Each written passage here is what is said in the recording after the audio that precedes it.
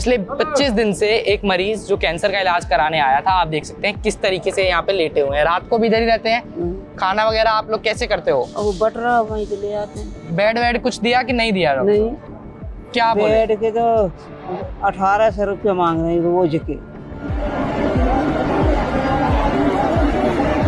पीछे का जो the reason is something different. The reason is not probably better healthcare.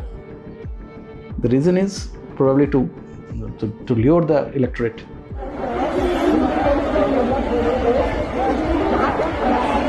जो RTH है इसमें एक शब्द लगाना भूल गए, S और लगाना चाहिए था, स्नैचिंग राइट टू हेल्थ।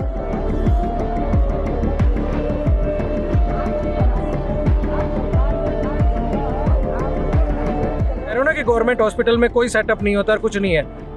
या तो गरीब मरीज वहां जाके मरेगा, 70% जो आज सस्ते रेट में ठीक हो सकता है, या कॉर्पोरेट में तो वो इलाज करा नहीं पाएंगे।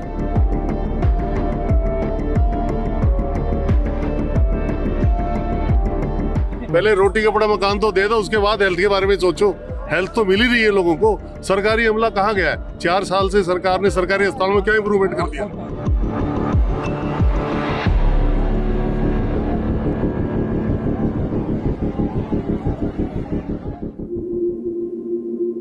राजस्थान की राजधानी जयपुर में धरती पर भगवान का रूप कहे जाने वाले डॉक्टर्स लगातार 16 दिन तक हाथों में प्लाकार्ड्स लिए सड़कों पर नारे लगाते हुए नजर आए।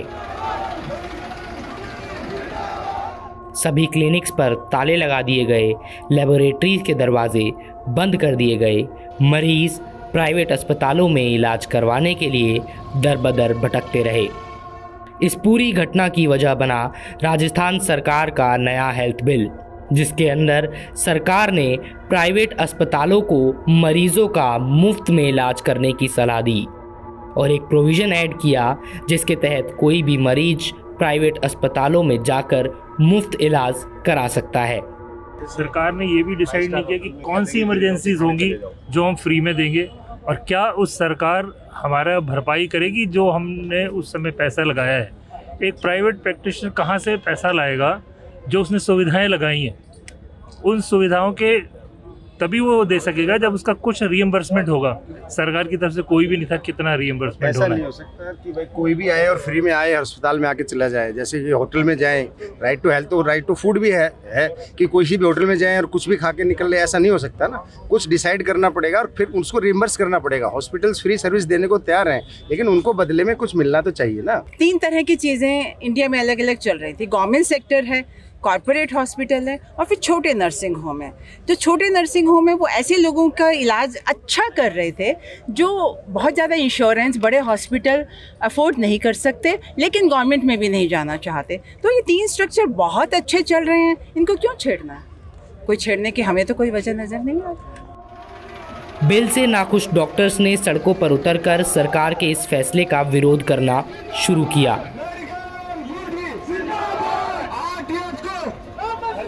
16 दिन के लंबे प्रोटेस्ट के बाद अंततः सरकार ने बिल के अंदर कुछ सुनिश्चित बदलाव करने पर रजामंदी जताई। डॉक्टर्स ने सरकार के साथ दोनों की सहमति से जिस समझौता पत्र पर साइन किया उसके अंदर 8 अलग अलग पॉइंट्स का जिक्र किया गया था, जिसमें सबसे ज़रूरी उन प्राइवेट हॉस्पिटल्स का एक्सक्लूजन था जिन्होंने बिना सरकार की सहायता के अपना खुद का क्लिनिक या अस्पताल शुरू किया है। एक तो सारे प्राइवेट एस्टैब्लिशमेंट्स को एक बार इस बिल से, एक बिल के एम्बिट से बाहर रखा गया है, एक्सेप्ट जो गवर्नमेंट फंडेड हैं, जो पीपीपी मोड पर हैं, जो ट्रस्ट हॉस्पिटल्स हैं, उनको उन पर आरटीएच आएगा। और जो सेल्फ फंडेड हैं, अपने आप से बनाए हैं, जिन्होंने अपनी ही लैंड ली है, कोई गवर्नमेंट से कोई अनुदान नहीं लिया है जिन्होंने, they are all at the moment they are not in the ambit of RTH. लेकिन जो एमओयू का 8th पॉइंट है, 8th पॉइंट इज कि any further change in rules if any will be done after consultation with 2 representatives of IMA. Right to health bill के खिलाफ protest कर रहे private hospitals के डॉक्टर्स का दावा है कि सरकारी हेल्थ केयर सिस्टम लोगों को एक बेहतर इलाज देने में सफल नहीं है। क्या राजस्थान सरकार द्वारा निर्मित सरकारी हेल्थ केयर सिस्टम गरीब लोगों को वो इलाज प्रोवाइड कर सकता है जो इलाज प्राइवेट हॉस्पिटल्स अच्छे दामों पर प्रोवाइड करते हैं? इस बात की पड़ताल करने के लिए मोजो स्टोरी की टीम राजस्थान के सबसे बड़े सरकारी हॉस्पिटल सवाई मानसिंह अस्पताल पहुंची।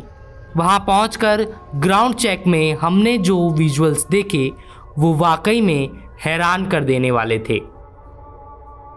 तो उनको उधर कैंसर है, वो जो आप देख सकते हैं पीछे। कितना दिन हो गया आपको माता जी इधर आए हुए? हमें 20-25 दिन हो गए, ज़्यादा 20-25 दिन इनको हो गए हैं। डॉक्टर से मिल लिया आप? दिखा दिए डॉक्टर को? क्या बताया डॉक्टर ने? शिकायत चल रही है। शिकायत चल रही है। इनको 20 से 25 दिन हो गए हैं, डॉक्टर से मिल लिए हैं। यानी कि एक कितनी बार मिले हो डॉक्टर से? ये 12 शिकायत चल गई। 12 बार ये मिल लिए हैं डॉक्टर से। और जब से आए हैं तब से जो पेशेंट हैं सलीम, एक कीमो चढ़ गया। कीमो भी इनकी चल रही है, माता जी बता रही हैं। ये ऐसे ही रहते हैं, दिन में रात में इधर ही रखते हो आप? ऐसे ही रहते हैं। बेड वेड कुछ दिया कि नहीं दिया डॉक्टर? नहीं। क्या बोले? बेड के तो 1800 रुपये मांग रहे हैं रोज के। कि भर्ती हो जी तो 1800 रुपये रोज के। तो उसके अलावा वरना फिर ऐसा ही कहाँ से 1800 रुपये रोज लाऊंगा? इतनी दूर से यूपी से डरे।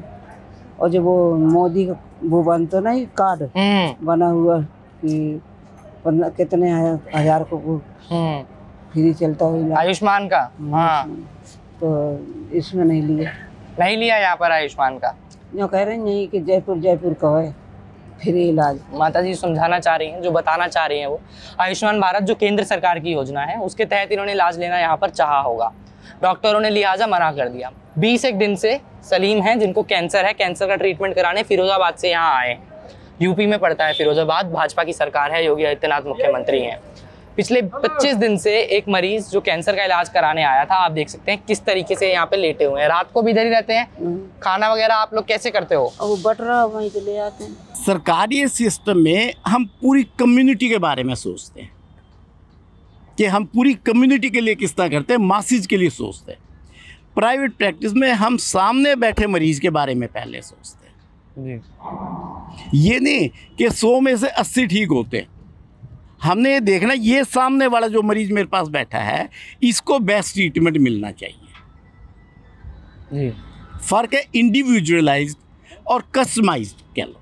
हमने मासिस के बारे में नहीं, हमने इंडिविजुअल के बारे में, जो मरीज मेरे सामने बैठा है मैंने उसकी भलाई के लिए सोचना है कि सबसे बढ़िया इलाज इसको मिले। मिनिस्ट्री ऑफ हेल्थ के साल 2018 के सौजन्य से आए आंकड़ों के अनुसार भारत में एक डॉक्टर के ऊपर 11,000 मरीजों की जिम्मेदारी है। इसके अलावा 1800 लोगों के लिए एक बेड की व्यवस्था की गई है। कुल 55,000 लोग अपने इलाज के लिए एक अस्पताल के ऊपर निर्भर हैं। भारत में मौजूद सरकारी अस्पतालों में से कुल 19,810 अस्पताल ऐसे हैं जो ग्रामीण क्षेत्रों में बसाए गए हैं। इसके अलावा 3500 से ज़्यादा अस्पताल ऐसे हैं जो शहरी इलाकों में मौजूद हैं। लेकिन इसके बावजूद ग्रामीण क्षेत्रों में मौजूद सरकारी अस्पतालों में इलाज करवाने वालों की संख्या बेहद कम है। देश के कुल मरीजों में से केवल 1/3 मरीज ही ऐसे हैं जो देश के सरकारी अस्पतालों में इलाज करवाना पसंद करते हैं। बिलो पॉवर्टी लाइन के नीचे आने वाले लोगों में 36% लोग ही देश के सरकारी अस्पतालों का रुख प्राथमिक इलाज के लिए करते हैं। बिहार, यूपी, पंजाब, हरियाणा जैसे राज्यों में कुल मरीजों का केवल 20% मरीज ही सरकारी अस्पताल में इलाज करवाने की सोच रखता है। ये आंकड़े भारत के हेल्थ केयर सिस्टम को एक्सपोज करने वाले हैं। गवर्नमेंट चाहती है कि अब प्राइवेट सेक्टर भी इमरजेंसी के ट्रीटमेंट में सरकार के साथ आए। राइट टू हेल्थ बिल का उनका जो मोटिव मुझे लगता है वो ये था, it's a Nobel motive of course, कि किसी पेशेंट को ट्रीटमेंट डिनाई नहीं होना चाहिए जस्ट बिकॉज उसके पास पैसे नहीं हैं, प्रीपेमेंट नहीं कर सकता, इसलिए कोई ट्रीटमेंट डिनाई नहीं होना चाहिए। It's a good thing. I don't say कि इसमें इस मोटिव में कहीं कोई गलत सोच है। प्रॉब्लम कहाँ है? प्रॉब्लम ये है कि सबसे पहले गवर्नमेंट को एज ए पायलट प्रोजेक्ट इसको गवर्नमेंट हॉस्पिटल्स पे ही स्टार्ट करना चाहिए। भाई कोई डेटा तो हो हमारे पास में कि अभी जो established treatment, way of treatment है वो नहीं है ठीक, या वो डिलीवर नहीं कर पा रहा है, तभी तो आप कोई मॉडिफिकेशन लाओगे ना। Part payment, pre payment, non payment तो एक एक्सक्यूज़ था। जो बिल का फर्स्ट फॉर्मेट आप देखोगे, जो फर्स्ट कॉपी आप देखोगे बिल, जो ड्राफ्ट, इनिशियल ड्राफ्ट गवर्नमेंट ने दिया था, उसमें इतनी रिप्रेसिव क्लॉजेज दे दी थी उन्होंने। एक स्टेट हेल्थ अथॉरिटी आएगी, एक डिस्ट्रिक्ट हेल्थ अथॉरिटी आएगी, उसके पास इनहेरेंट पावर्स उसके इतने होंगे कि वो मतलब रेगुलेटरी ओवररीच में ही डॉक्टर को मार देगी। इतनी सारी rules, regulation, search and seizure के आपको राइट्स दे दिए। तो आप अगर डॉक्टर से ट्रीटमेंट लेना चाहते हो या आपके गवर्नमेंट स्कीम्स में डॉक्टर्स को, प्राइवेट डॉक्टर्स को भागीदार बनाना चाहते हो, you don't act like this, you ask for their cooperation, you don't take a stick and start beating them, can you? इस पूरे प्रकरण में एक चीज़ खुल के आई है, अब जनता भी सावधान है, वो समझती है राइट टू हेल्थ तो सरकार की जिम्मेवारी है। किसी भी इमरजेंसी में सरकार एडजस्ट करे, सरकार अटेंड करे, वो स्वास्थ्य सेवाएं सरकार दे। हम एक के पास जाएं और कुछ बिना दिए आ जाए, फ्री के ट्रीटमेंट की कोई कदर नहीं है, ना सरकार ने कभी देना, ना इन्होंने बजट रखा, लेकिन आपको अधिकार दे दिया। हरियाणा में 1987 की मैं बताऊंगा, एक पॉलिटिशियन आए, 90 में से 85 सीटें ली। उनके जो सपोर्टर थे, कहीं भी ढाबे पे जाएं, खाना खाएं, पैसे मांगे तो कहते ताऊ देवीलाल देगा।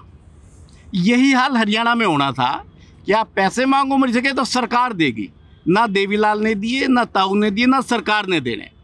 तो ये क्या है कि हॉस्पिटल के दरवाजे ही 8 बजे के बाद, 6 बजे के बाद शाम को बंद कर रखने पड़ेंगे कि भाई यहाँ इमरजेंसी सेवाएं हैं ही नहीं। तो जिनको अब तक सेवाएं मिल रही थी उनका तो हाल और बुरा होना है। सरकार ने जब 30,000 रुपये साल की एक फैमिली की शुरू की राष्ट्रीय बीमा योजना, सरकार ने उसमें पेमेंट नहीं की। 5 लाख की सरकार उसमें पेमेंट नहीं कर पाई। जिम्मेवारियां लेती जा रही है, निभा नहीं पा रही, निभाने का काम किसी और को दी दिया। सरकारी अस्पतालों में कमियों और समस्याओं के अलावा निजी अस्पतालों के डॉक्टर्स ने और भी बहुत से पहलुओं पर जोर दिया। प्राइवेट हॉस्पिटल्स के डॉक्टर्स का कहना था कि सरकार को उनके साथ मिलकर बहुत सी समस्याओं का निदान करना चाहिए।